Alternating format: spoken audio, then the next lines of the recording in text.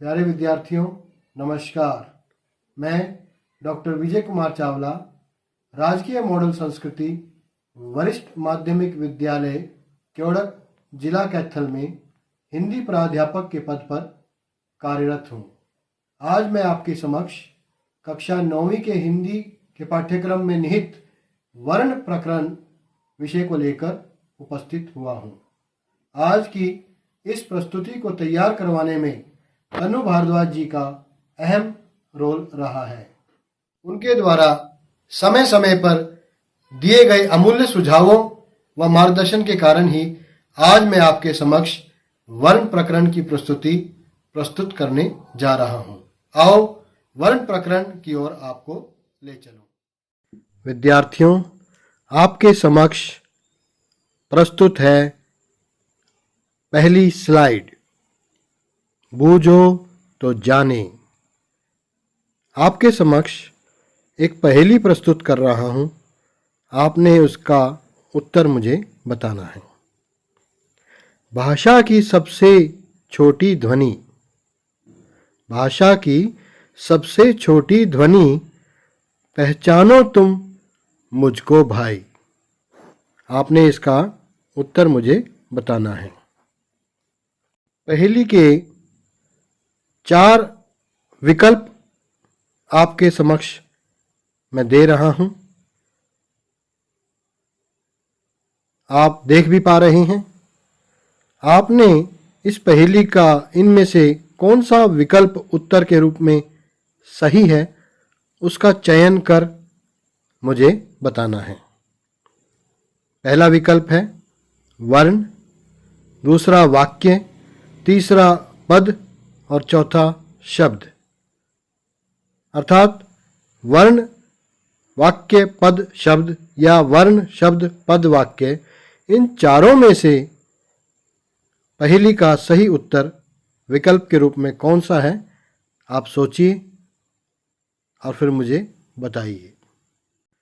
उम्मीद है आपने पहेली का उत्तर चुन लिया होगा, उसका चयन कर लिया होगा।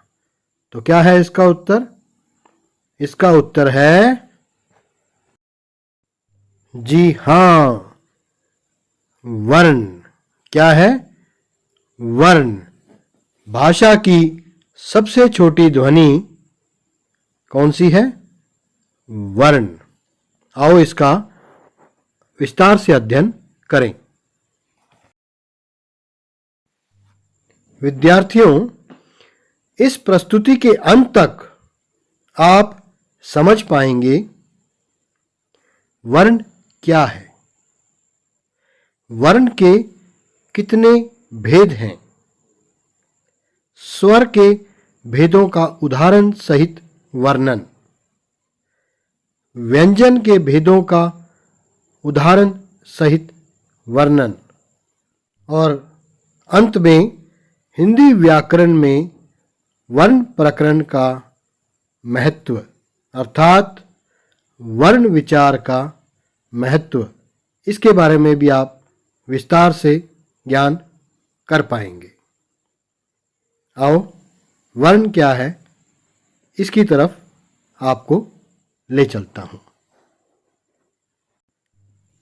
चित्र पहचानो और नाम बताओ। मैं आपके समक्ष 4 चित्र अर्थात दृश्य लेकर आ रहा हूं। आपने उनको पहचानना है और उनके नाम बताने हैं। आपने चित्रों को पहचानना है और उनका नाम बताना है। तो पहला चित्र आपके समक्ष है, इसे ध्यानपूर्वक देख लें, क्योंकि बाद में मैं आपसे इनके नाम पूछूंगा। आपके समक्ष दूसरा दृश्य प्रस्तुत है। इस दृश्य अर्थात इस चित्र को ध्यानपूर्वक देखिए, पहचानिए और फिर बाद में इसका नाम बताइए। लीजिए, आपके समक्ष प्रस्तुत है तीसरा दृश्य अर्थात तीसरा चित्र। पहचानिए और फिर इसका नाम बताइए।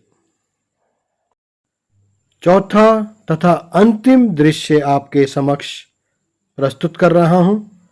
इस दृश्य अर्थात चित्र को पहचानें और इसका नाम बताएं। विद्यार्थियों, मैंने आपको 4 चित्र दिखाए। पहले चित्र का जो नाम है वह है आम, दूसरे का कार, तीसरे का केला तथा चौथे चित्र का नाम है चिड़िया।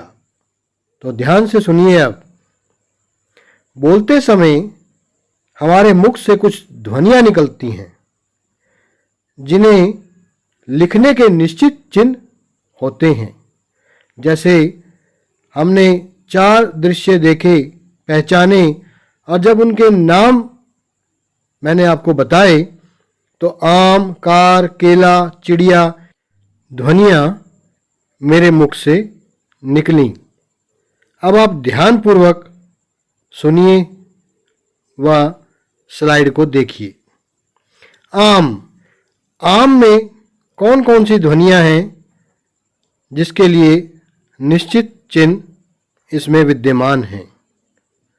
यदि हम इनका वर्ण विच्छेद करें अर्थात इन चिन्हों को अलग अलग करें तो हम पाते हैं आम में आ, म, जमा अ ये ध्वनियां निर्धारित हैं, विद्यमान हैं। इसी प्रकार कार में आप देखिए, कार में क जमा आ जमा र जमा अ ध्वनि चिन्ह अर्थात निश्चित चिन्ह इसमें विद्यमान हैं। इसी प्रकार विद्यार्थियों, केला तथा चिड़िया में भी आप देख सकते हैं कि जो ध्वनियां निकलती हैं हमारे मुख से, उन्हें लिखने के लिए जो निश्चित चिन्ह हैं उनका यहाँ वर्गीकरण आपके समक्ष प्रस्तुत किया गया है। अब मैं आपको अगली स्लाइड पर ले चलता हूँ, ध्यानपूर्वक देखिए। पिछली स्लाइड पर मैंने आपको आम, कार, केला तथा चिड़िया में जो निश्चित चिन्ह विद्यमान हैं उसके बारे में बताया। अब इस स्लाइड को ध्यानपूर्वक देखिए तथा सुनिए। आम, कार, केला तथा चिड़िया बोलते हुए यही ध्वनियां निकलती हैं। इन्हीं ध्वनियों को हिंदी व्याकरण में वर्ण के नाम से जाना जाता है या इन्हें वर्ण के नाम से पुकारा जाता है। आओ वर्ण विचार के बारे में आपको आगे समझाता हूं। आओ यह जानें कि वर्ण विचार क्या है। वर्ण भाषिक ध्वनियों के लिखित रूप होते हैं। वर्ण भाषिक ध्वनियों के लिखित रूप होते हैं या अन्य शब्दों में हम कह सकते हैं मौखिक ध्वनियों को व्यक्त करने वाले चिन्हों को वर्ण कहते हैं। आओ विद्यार्थियों, वर्ण क्या है, इसकी परिभाषा क्या है, इसको भी जान लें। हिंदी भाषा में प्रयुक्त सबसे छोटी ध्वनि वर्ण कहलाती है। दोबारा से सुनिए, ध्यान से सुनिए। हिंदी भाषा में प्रयुक्त सबसे छोटी ध्वनि वर्ण कहलाती है। जैसे अ, आ, ई, उ, क, ख आदि। आओ अब जानें कि वर्णमाला क्या है, वर्णमाला किसे कहते हैं। वर्णों के क्रमबद्ध समूह को ही वर्णमाला कहते हैं। वर्णों के क्रमबद्ध समूह को ही वर्णमाला कहते हैं। विद्यार्थियों, हिंदी वर्णमाला में 11 स्वर हैं, जो आपके समक्ष आप देख भी पा रहे हो। 33 व्यंजन हैं, जिसमें कवर्ग से लेकर पवर्ग तक 25 स्पर्श व्यंजन के नाम से जाने जाते हैं। य, र, ल, व 4 जो हैं अंतस्थ व्यंजन हैं और 4 ऊष्म व्यंजन हैं, जिसमें श, श, स, ह ये 33 व्यंजन हुए। 25 स्पर्श व्यंजन, 4 अंतस्थ व्यंजन और 4 ऊष्म व्यंजन, तो 11 स्वर हैं, 33 व्यंजन हैं और 2 अयोगवा हैं, अंग और अह। इनके अतिरिक्त 4 संयुक्त व्यंजन भी हैं, जिनमें क्ष, त्र, ज्ञ तथा श्र, श्रवण कुमार वाला श्र, ये 4 संयुक्त व्यंजन हैं। इनके अतिरिक्त भी हिंदी साहित्य में अर्थात भाषा में संयुक्त व्यंजन प्रयोग में लाए जा रहे हैं, जिसका विस्तार से आगे अध्ययन हम करेंगे। 2 ऐसे व्यंजन हैं जिन्हें उत्क्षिप्त व्यंजन के नाम से जाना जाता है। आप स्लाइड पर देख भी रहे हैं। ड़, ढ़, ये 2 ऐसे व्यंजन हैं जिन्हें उत्क्षिप्त व्यंजन के नाम से जाना जाता है। आगे हम वर्ण विचार का अर्थात वर्ण प्रकरण का विस्तृत अध्ययन करेंगे। ध्यानपूर्वक सुनिए।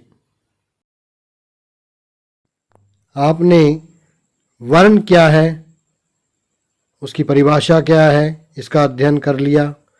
वर्णमाला क्या है, वर्णमाला में क्या क्या आता है, स्वर, व्यंजन, अयोगवा, संयुक्त व्यंजन तथा उत्क्षिप्त व्यंजन, इसके बारे में आपको मैंने ज्ञान प्रदान कर दिया है। आओ अब हम ये जानें कि वर्ण के कितने भेद हैं। इस चित्र को ध्यान से देखिए। वर्ण के 2 भेद हैं, अर्थात वर्ण के मुख्यतः 2 भेद पाए जाते हैं। पहला भेद है स्वर तथा दूसरा भेद है व्यंजन। आओ स्वर क्या है, इसके बारे में अब जानें। स्लाइड को ध्यानपूर्वक देखिए। स्वर किसे कहते हैं, इसके कितने प्रकार हैं, आओ इसके बारे में आपको मैं बताता हूं। जिन ध्वनियों या वर्णों के उच्चारण में अन्य वर्ण की सहायता न लेनी पड़े, उन्हें स्वर कहते हैं। उदाहरण अ, आ, इ, ई, उ आदि। हिंदी वर्णमाला में स्वरों की संख्या 11 है, जो मैंने आपको पिछली स्लाइड में भी बताई है। स्वरों की संख्या 11 है। स्वर के कितने भेद हैं, आओ इसका अध्ययन कर लें। स्वर के 2 भेद हैं हिंदी भाषा में, ह्रस्व स्वर तथा दूसरा है दीर्घ स्वर। अब मैं आपको इन दोनों भेदों के बारे में उदाहरण सहित अगली स्लाइड में ज्ञान प्रदान करने जा रहा हूं। ध्यान से सुनिए। पहला भेद ह्रस्व स्वर। जिन स्वरों के उच्चारण में कम से कम समय लगे उन्हें ह्रस्व स्वर कहते हैं, या जिन स्वरों के उच्चारण में एक मात्रा का समय लगे उन्हें ह्रस्व स्वर कहते हैं। उदाहरण अ, ई, उ तथा री। हिंदी में कुल 4 ह्रस्व स्वर हैं। विद्यार्थियों, इन्हें हिंदी भाषा में मूल स्वर के नाम से भी जाना जाता है, या इन्हें मूल स्वर भी कहते हैं। आओ दूसरा भेद दीर्घ स्वर क्या है इसके बारे में भी आपको बतला दूं। ध्यान से सुनिए। जिन स्वरों के उच्चारण में ह्रस्व स्वर से दुगुना समय लगे, अर्थात 2 गुना समय लगे, उन्हें दीर्घ स्वर कहते हैं। उन्हें दीर्घ स्वर कहते हैं। उदाहरण आ, ई, उ, ए, ओ, औ। हिंदी में कुल 7 दीर्घ स्वर हैं, जिनका उच्चारण दुगुना समय लेते हुए होता है, तभी इन्हें दीर्घ स्वर कहा जाता है। विद्यार्थियों, इस स्लाइड को ध्यानपूर्वक देखिए। आपके समक्ष ह्रस्व स्वर तथा दीर्घ स्वर, जिनकी क्रमशः संख्या 4 तथा 7, कुल स्वरों की संख्या 11 है, उनके उदाहरण आपके समक्ष प्रस्तुत किए गए हैं। ह्रस्व स्वर 4 तथा दीर्घ स्वर 7 हैं। ह्रस्व स्वर में अ, ई, उ तथा री आते हैं। दीर्घ स्वर में आ, ई, उ, ए, ओ, औ, ये 7 स्वर आते हैं। आओ आगे वर्ण प्रकरण की ओर बढ़ें। अयोग वाह। अयोग वाह किसे कहते हैं? ध्यान से सुनिए। हिंदी वर्णमाला में अंग तथा अह को अयोग वाह की संज्ञा दी जाती है।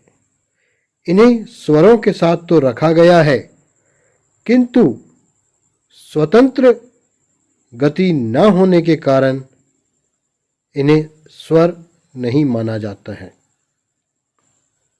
स्वरों के साथ प्रयुक्त होने के कारण ये व्यंजनों की श्रेणी में भी नहीं आते हैं।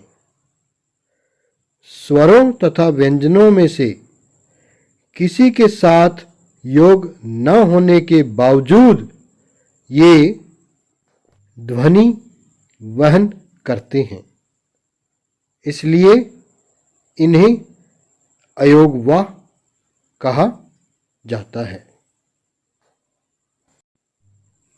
अनुस्वार और विसर्ग, चिन्ह आप देख रहे हैं। अनुस्वार को शीर्ष बिंदु वाला वर्ण तथा विसर्ग को पार्श्व बिंदु वाला वर्ण भी कहते हैं।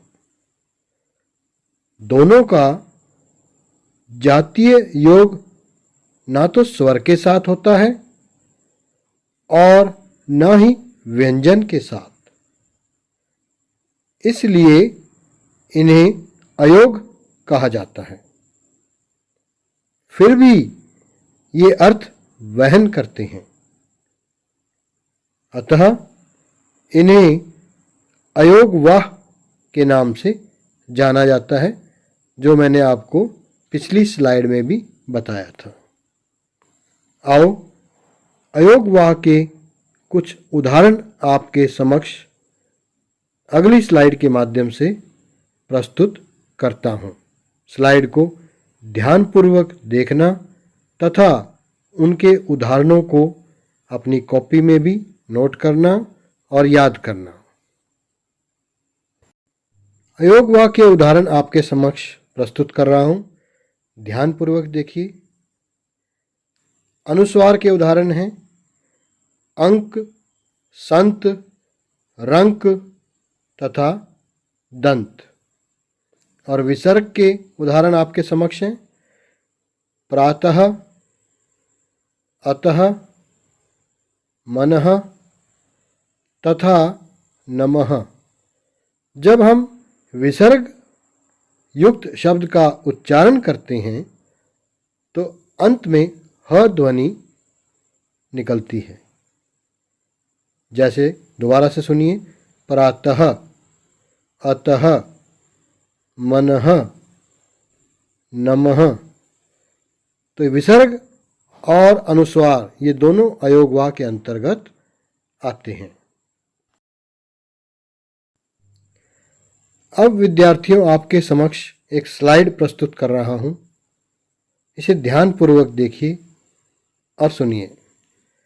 मैं आपके समक्ष स्वरों की मात्राओं की स्लाइड प्रस्तुत कर रहा हूं। विद्यार्थियों, स्वर 11 प्रकार के होते हैं। अ स्वर को छोड़कर शेष 10 स्वरों की मात्राएं हिंदी व्याकरण में विद्यमान हैं।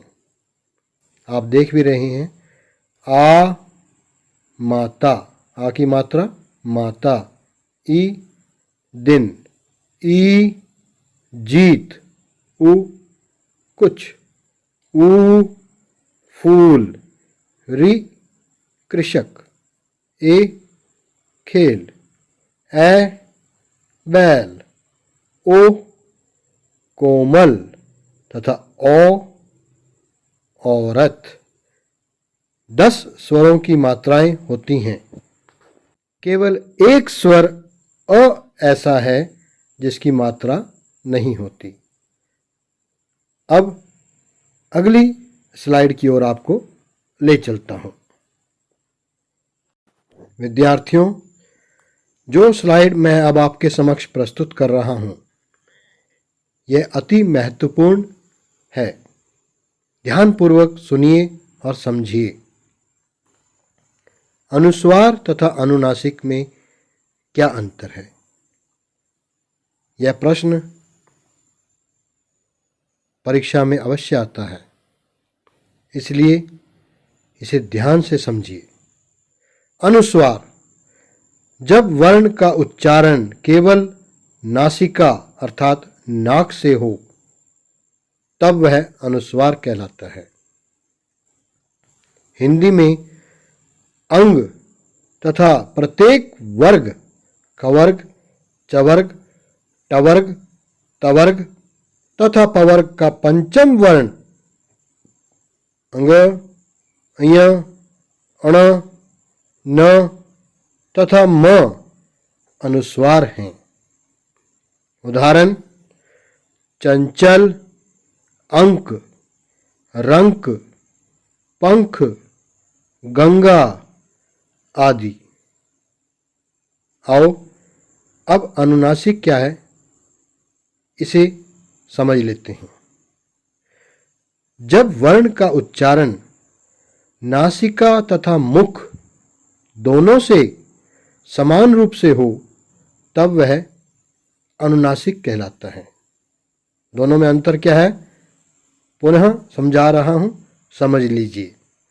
अनुस्वार केवल नाक से उच्चारित होता है और अनुनासिक नासिका तथा मुख दोनों से समान रूप से उच्चारित होता है। उदाहरण अनुनासिक के पांच, कांच, आंख आदि। स्लाइड पर आपको 4 दृश्य भी मैंने दिखाए हैं। इन दृश्यों को ध्यान से देखिए। पहला दृश्य हंस का है, दूसरा दृश्य पंखा। इन दोनों में अनुस्वार विद्यमान है। ये अनुस्वार के उदाहरण हैं। तीसरा दृश्य देखिए, चांद, तथा चौथा तथा अंतिम दृश्य हंसना। तीसरा और चौथा दोनों दृश्य जो हैं ये अनुनासिक के उदाहरण हैं। तो उम्मीद है कि आपको अनुस्वार तथा अनुनासिक में अंतर समझ आ गया होगा। अति महत्वपूर्ण है, इसलिए इसे अच्छी तरह याद कर लें और समझ लें। आओ अब व्यंजन किसे कहते हैं इसे समझ लें। यह कितने प्रकार के होते हैं इसका भी अध्ययन कर लें।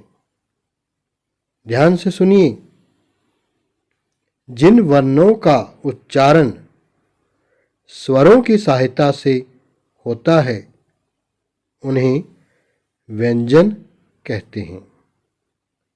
हिंदी वर्णमाला में व्यंजनों की संख्या 33 है। विद्यार्थियों, यहाँ मैं आपको बताना चाहूँगा कि व्यंजन वे वर्ण हैं जब इनका उच्चारण किया जाता है तो यह स्वरों की सहायता से उच्चारित होते हैं। इनके उच्चारण में मुख से वायु रुकावट करके बाहर निकलती है, अर्थात ये स्वतंत्र रूप से उच्चारित नहीं होते। व्यंजन कितने प्रकार के होते हैं? व्यंजन 3 प्रकार के होते हैं। इसका जिक्र मैंने वर्णमाला में भी किया था। पहला भेद है स्पर्श व्यंजन, दूसरा भेद है अंतस्थ व्यंजन तथा तीसरा भेद है ऊष्म व्यंजन। स्पर्श व्यंजन क्या है? आओ इसकी परिभाषा आपको समझाता हूं। जिन व्यंजन वर्णों के उच्चारण में श्वास वायु मुख के अलग अलग भागों को स्पर्श करती है उन्हें स्पर्श व्यंजन कहते हैं। इससे पूर्व भी मैंने ऊपर आपको बताया कि व्यंजन के उच्चारण में मुख से रुकावट उत्पन्न करके ही वर्ण बाहर निकलते हैं। तो स्पर्श व्यंजन में क्या होता है? श्वास वायु मुख के अलग अलग भागों को स्पर्श करती है। हिंदी वर्णमाला में स्पर्श व्यंजनों की संख्या 25 है। स्लाइड को ध्यानपूर्वक देखिए। मैंने वर्णमाला में भी आपको बताया था कि कवर्ग, इसके 5 वर्ण क, ख, ग, घ, अंग। चवर्ग च, छ, ज, झ, य। टवर्ग ट, ठ, ड, ढ, अण। तवर्ग त, थ, द, ध, न। और अंतिम पवर्ग प, फ, ब, भ, म। ये 25 जो व्यंजन हैं ये स्पर्श व्यंजन हैं। दूसरा भेद है अंतस्थ व्यंजन। अंतस्थ शब्द का अर्थ है मध्य या बीच में स्थित। हिंदी वर्णमाला के कुछ व्यंजन स्वर तथा व्यंजन के मध्य आते हैं। इन्हें अंतस्थ व्यंजन कहते हैं। इनकी संख्या 4 है। इसके अंतर्गत य, र, ल तथा व व्यंजन आते हैं। तीसरा भेद है ऊष्म व्यंजन। विद्यार्थियों, ऊष्म का अर्थ है गरम। वे व्यंजन जिनके उच्चारण के समय वायु मुख से रगड़ खाकर गर्म हो जाती है, अर्थात मुख से गर्म वायु निकलती है, उन्हें ऊष्म व्यंजन कहते हैं। इनकी संख्या हिंदी वर्णमाला में 4 है। उदाहरण श, श, स तथा ह। शलगम, षटकोण, सपेरा तथा हल, ये 4 ऊष्म व्यंजन के उदाहरण हैं। आओ आगे जाने संयुक्त व्यंजन किसे कहते हैं। हिंदी वर्णमाला में इनकी संख्या कितनी है? विद्यार्थियों, 2 व्यंजनों के मेल से बने वर्ण को संयुक्त व्यंजन कहते हैं। हिंदी वर्णमाला में इनकी संख्या 4 निर्धारित की गई है। भाषाविद जो हैं वो इनकी संख्या 4 मानते हैं। इसके अंतर्गत क्ष, त्र, ज्ञ तथा श्र 4 व्यंजन आते हैं। आओ इसके बारे में कुछ और जानकारी अगली स्लाइड के माध्यम से मैं आपको देता हूं। पिछली स्लाइड के माध्यम से मैंने आपको बताया कि संयुक्त व्यंजन 4 प्रकार के होते हैं। उनके उदाहरण इस स्लाइड के माध्यम से मैं सचित्र आपके समक्ष प्रस्तुत कर रहा हूं। ध्यानपूर्वक देखिए। कक्षा, इसमें क्ष, ज्ञानी, ज्ञ, पत्र, त्र तथा श्रमिक, श्र, ये 4 संयुक्त व्यंजन के उदाहरण आपके समक्ष मैंने प्रस्तुत किए हैं। आओ इन 4 संयुक्त व्यंजनों के कुछ और उदाहरण आपको बतला दूं। क्ष, क्षत्रिय, क्षमा, कक्षा जैसे पीछे बताया, परीक्षा, तक्षशिला, लक्ष्मी आदि। त्र, त्रिशूल, त्रिफला, पत्र, पीछे बताया आपको मैंने, त्रिनेत्र, पत्रिका, पत्रोत्तर आदि। ज्ञ, यज्ञ, विज्ञ, विज्ञान, ज्ञान, प्रतिज्ञा, अज्ञात आदि। और श्र, श्रमिक, जैसे पीछे बताया आपको, श्री, आश्रय, आश्रम, विश्राम, श्रोता तथा श्रवण। विद्यार्थियों, ये संयुक्त व्यंजन के उदाहरण मैंने आपके समक्ष प्रस्तुत किए। भाषाविद यही मानते हैं कि संयुक्त व्यंजन 4 हैं, परंतु जैसे जैसे भाषा विज्ञान में मत लोगों के आगे बढ़ते गए, नए नए प्रयोग होते गए, तो हिंदी भाषा में कुछ नए संयुक्त व्यंजन भी आए हैं, बने हैं, जो मैं आपके समक्ष अगली स्लाइड के माध्यम से प्रस्तुत करने जा रहा हूँ। ध्यान से सुनना तथा समझना।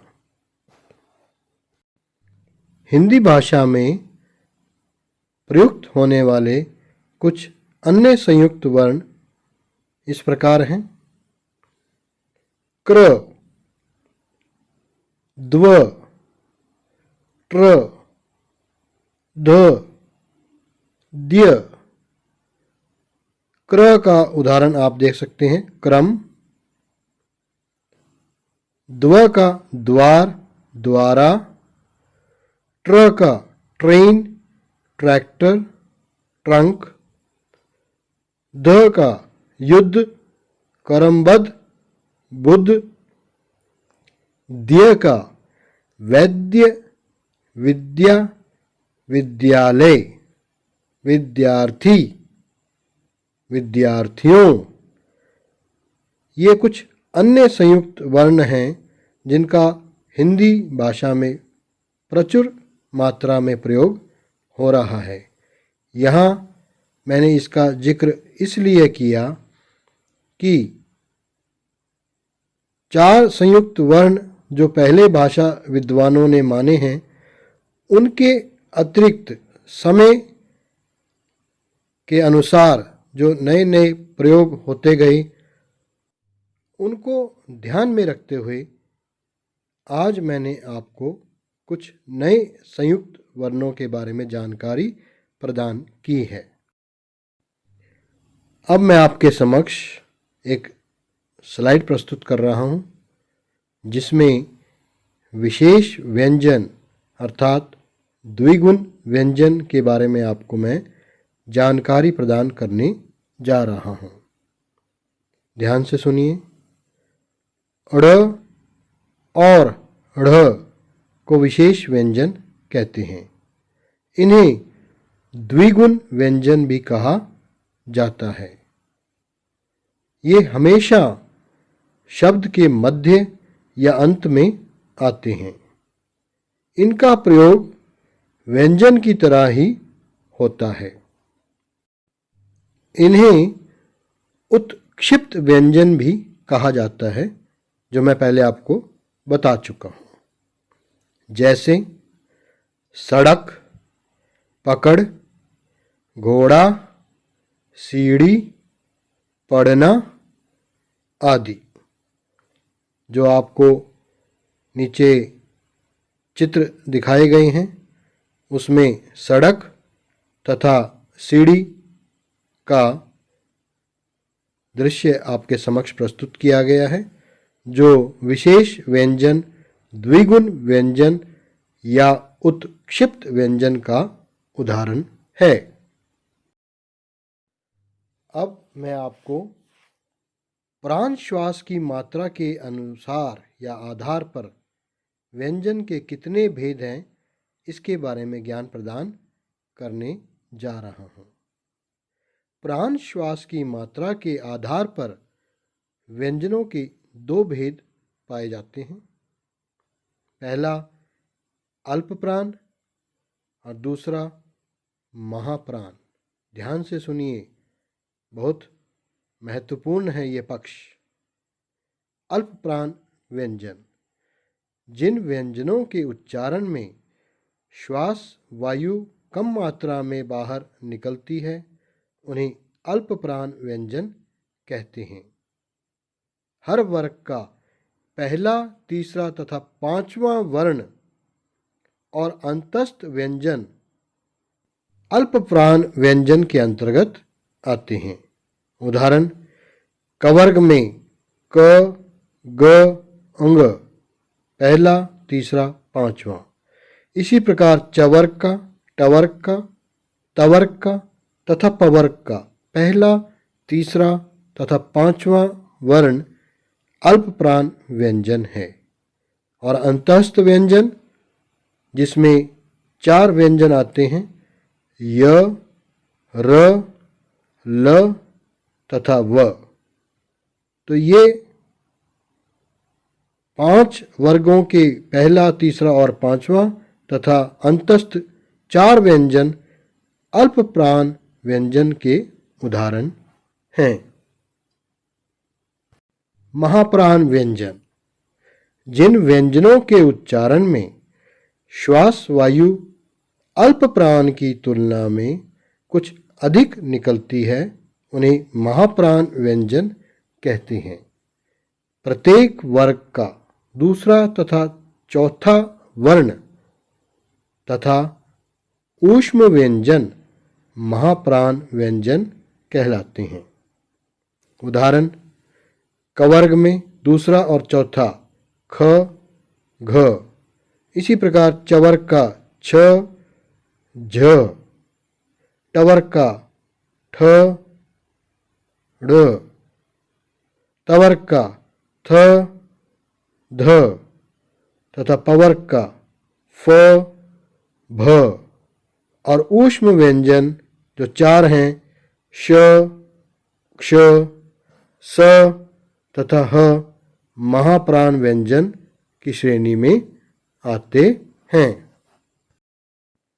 द्वित्व व्यंजन, आओ यह भी जान लें कि द्वित्व व्यंजन कौन से हैं। एक जैसे व्यंजनों अर्थात वर्णों के मेल को द्वित्व व्यंजन कहते हैं, जैसे कच्चा, पक्का, बच्चा, गन्ना आदि। नीचे आप दृश्य भी देख सकते हैं बच्चा और गन्ना का। तो यहाँ च, क, च, न एक जैसे व्यंजन हैं और उनका मेल हो रहा है और उन्हें द्वित्व व्यंजन के नाम से जाना जाता है। आगत ध्वनियाँ ज और फ। ज और फ आगत व्यंजन कहलाते हैं जो विदेशी भाषाओं से हिंदी भाषा में आए हैं। ये हिंदी भाषा में अरबी और फारसी भाषाओं से आए हैं, जैसे कागज़, ज़मीन, फ़कीर, अंग्रेज़ी। ये चारों शब्द आगत ध्वनियों के उदाहरण हैं। मुझे आशा ही नहीं पूर्ण विश्वास है कि वर्ण प्रकरण की मेरी यह प्रस्तुति सचित्र उदाहरण सहित जो मैंने तैयार की है आपको अच्छी लगी होगी और आपने इसे अच्छी तरह समझ लिया होगा। तो मेरा मानना है कि इस प्रस्तुति को देखने के बाद आपने समझ लिया होगा वर्ण क्या है, वर्ण के कितने भेद हैं, स्वर के भेदों का उदाहरण सहित वर्णन, व्यंजन के भेदों का उदाहरण सहित वर्णन तथा अंततः हिंदी व्याकरण में वर्ण प्रकरण का महत्व क्या है। आओ अब मैं आपको पुनरावृत्ति की ओर ले चलता हूँ ताकि आपका आकलन किया जा सके कि अब तक आपने क्या सीखा है। निम्नलिखित वाक्यों को पूरा करें। डैश उत्क्षिप्त व्यंजन है। मैंने आपके समक्ष 2 जोड़े रखे हुए हैं, ढ़, ढ़, श, श। तो इसमें कौन सा आएगा? ढ़, ढ़। अंग तथा अह अर्थात विसर्ग डैश वर्ण हैं, स्वर हैं या अयोग वाह। तो कौन से हैं विद्यार्थियों?